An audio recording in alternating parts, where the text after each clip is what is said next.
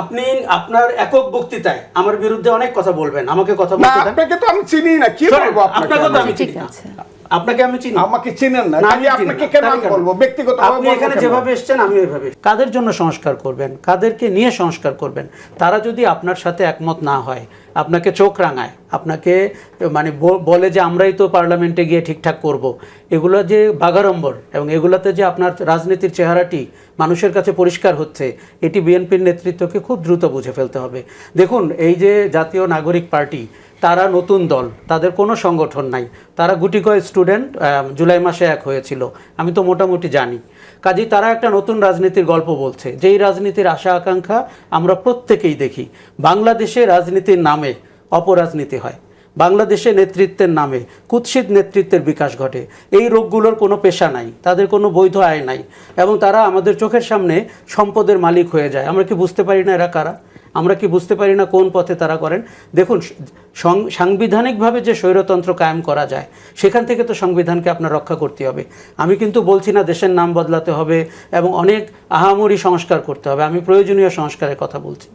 সাংবিধানিক স্বৈরাচারকে রুখতে হবে, শাসনতান্ত্রিক স্বৈরাচারকে রুখতে হবে, এবং জনগণের ভোট কেড়ে নিয়ে আপনি পরবর্তীতে একটি স্বৈরাচারী সরকার হবেন না, এই গ্যারান্টি দিতে হবে। শোনেন, রাজনীতিবিদদেরকে মানুষ বিশ্বাস করে না, এই কথা শুনলে তাদের, আমি শেষ করি আমার কথাটা, আপনি আমাকে বলতে দেন।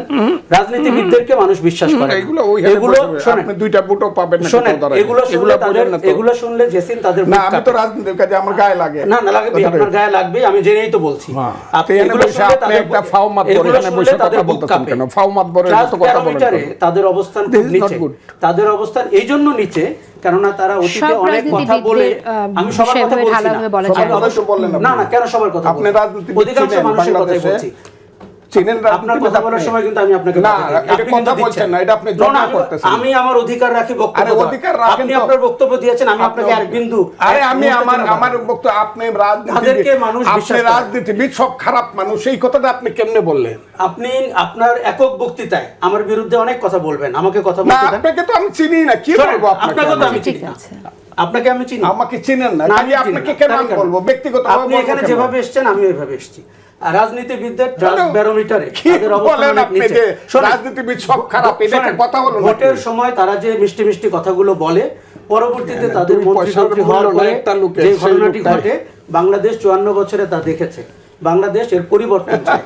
আপনার অস্বস্তি হতে পারে সংস্কারের কথা শুনলে, কিন্তু দেশের মানুষ সংস্কার চায়, সেটি করেও আপনি ডিসেম্বরে ভোট দিতে পারেন, এই অন্তর্বর্তী সরকার বিদায় নিতে পারে।